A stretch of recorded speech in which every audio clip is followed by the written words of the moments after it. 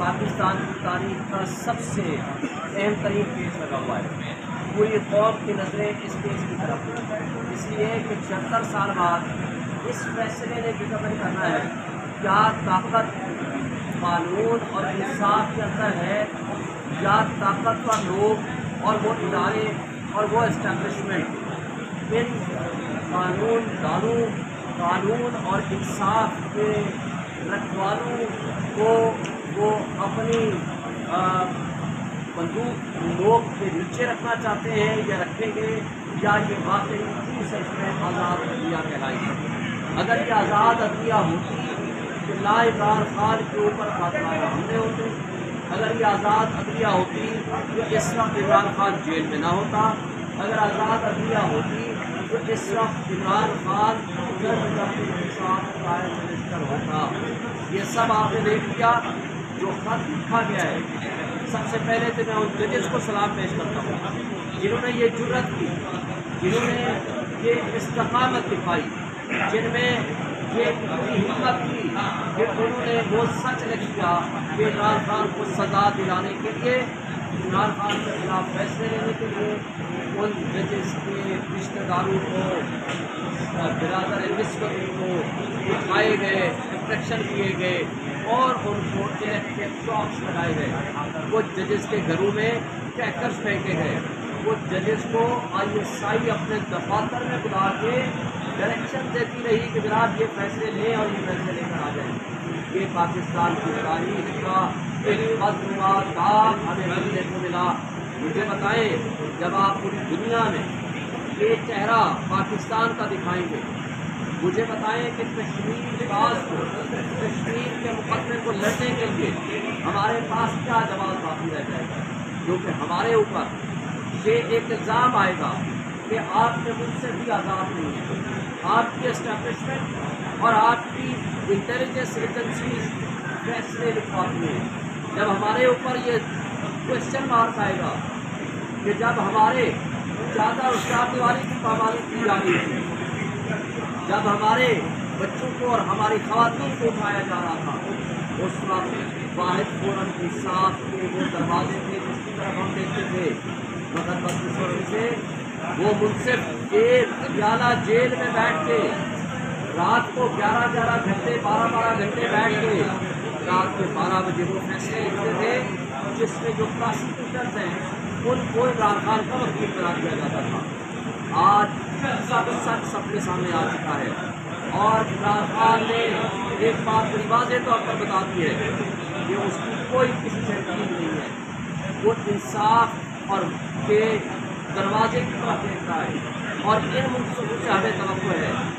इंशाअल्लाह ताला हम ये समझते हैं कि ये सुप्रीम कोर्ट जो 15 जजेस पर मुश्तमिल है, ये पाकिस्तान के 25 करोड़ आवाम को इंसाफ देगी। इसलिए कि इंसाफ करने वाले जो खुद अपने लिए इंसाफ नहीं ले सकते, जिन्होंने 25 करोड़ आवाम के हुकूक के तहफ़्फ़ुज़ की कसम उठा रखी है, तो वो 25 करोड़ आवाम किसकी तरफ देखेगा? 25 करोड़ आवाम इनकी तरफ देखती है ताकि इनके हुकूक का तहफ़्फ़ुज़ ये मुनसिफ करें। तो लिहाजा आज ये सबसे बड़ी भारी जिम्मेदारी आयद होती है। इसके बावजूद कि हमें बहुत शदीद इख्तिलाफ़ात हैं जस्टिस काजी फाइज़ा साहब ने, क्योंकि इन्होंने माज़ी करीब में हमारे खिलाफ वो फैसले किए जो नाइंसाफ़ी पे मबनी थे। और इसके साथ हम ये तवक्को रखते हैं कि आज चीफ जस्टिस साहब इस केस के अंदर फुल कोर्ट बनाने का भी हुक्म देंगे, क्योंकि ये निज़ाम इंसाफ पे हमला हुआ है और जब निज़ाम इंसाफ पे हमला हो जाए तो कोई निज़ाम बाकी नहीं रह सकता। इसलिए निज़ाम इंसाफ के बगैर पूरा दौर और कानून की हुक्मरानी के बगैर ना कोई मुआशरा तरक्की कर सकता है, ना कोई कौमें तरक्की कर सकती हैं।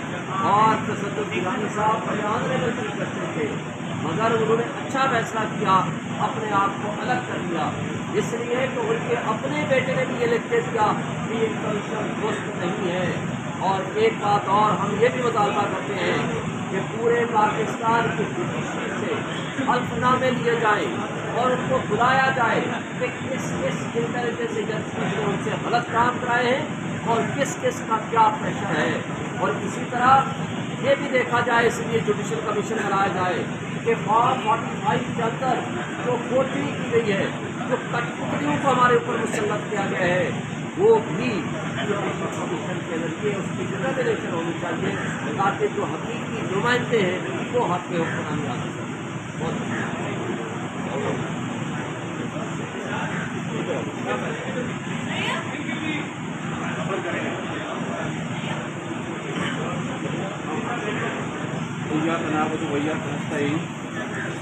آج آپ دیکھ رہے ہیں کہ جس طریقے سے سپریم کورٹ آف پاکستان نے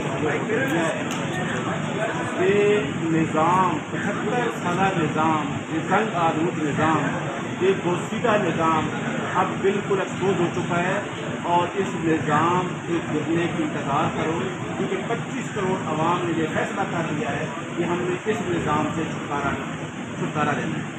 ہمارا یہ ایک سوال ہے کہ چیف جسٹس آف پاکستان نے جو سو موٹو کیا ہے، اس سے پہلے ایک کمیشن بنایا گیا جناب تفتر گیلانی کی سربراہی میں۔ اس کمیشن میں چیف جسٹس آف پاکستان اور جسٹس منصور علی شاہ کا فیصلہ ہے۔ اب دیکھنا پڑے گا آئینی اور قانونی طور پر کیا چیف جسٹس آف پاکستان اور جسٹس منصور علی شاہ صاحب جنہوں نے ایگزیکٹو کو ہیڈ بنا دیا تھا، کیا وہ اس ڈاکٹر بینچ کا حصہ بن سکتے ہیں؟ دوسرا ہمارا مطالبہ یہ ہے کہ فل کورٹ اس میں بنایا جائے، فل کورٹ ہی اس آئین کی بالادستی اور قانون کی حکمرانی جس کو 25 کروڑ عوام دیکھ رہے ہیں، اس کو فل کورٹ کو دیکھنا چاہیے۔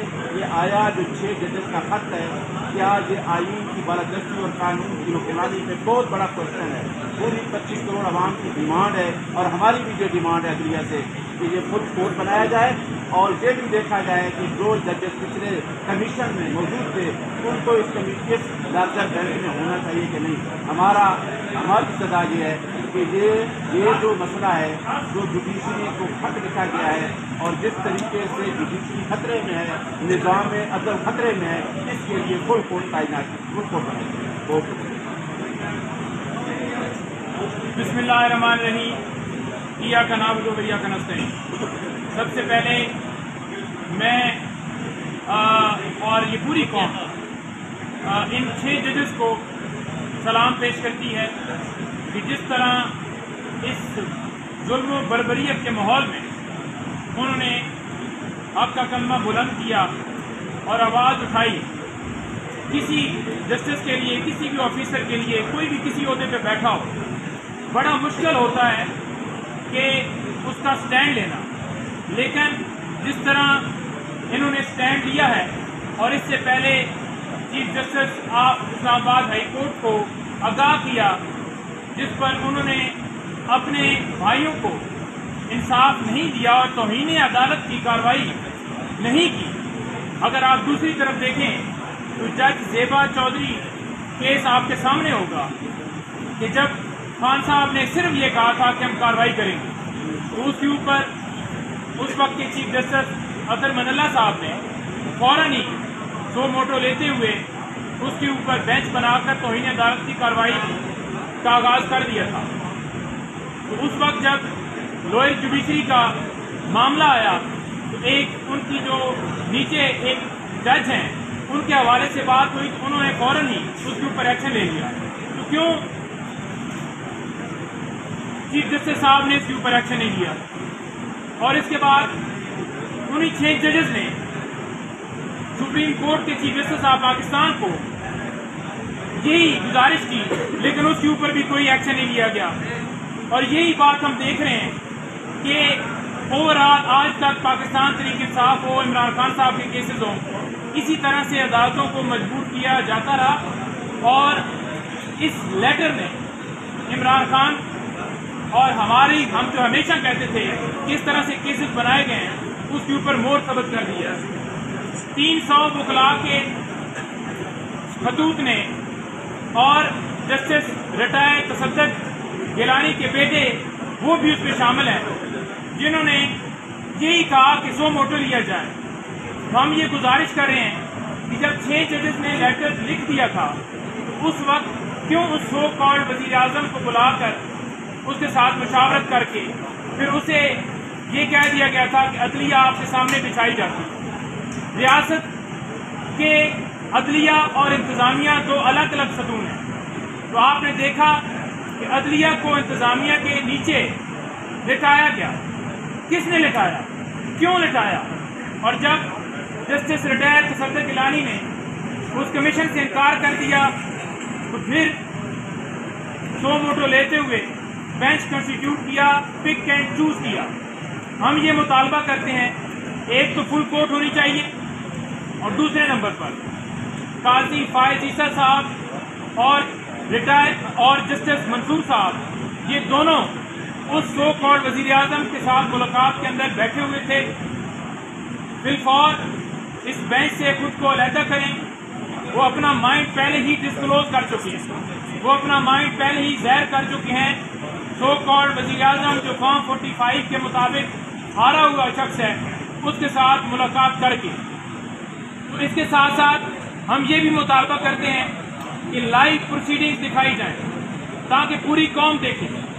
اور تیسرا مطالبہ ہم یہ کرتے ہیں کہ جن ایجنسی کے اہلکاروں نے دھمکیاں دی ہیں، جنہوں نے مداخلت کی ہے، ان تمام اہلکاروں کو عدالت میں بلایا جائے اور یہاں پر ان سے سوالات جوابات کیے جائیں اور اس کے مطابق ان کے خلاف ایکشن لیتے ہوئے ان کے خلاف کارروائی ہو.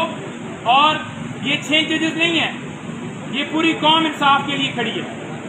یہ پوری قوم سپریم کورٹ کی طرف آج دیکھ رہی ہے.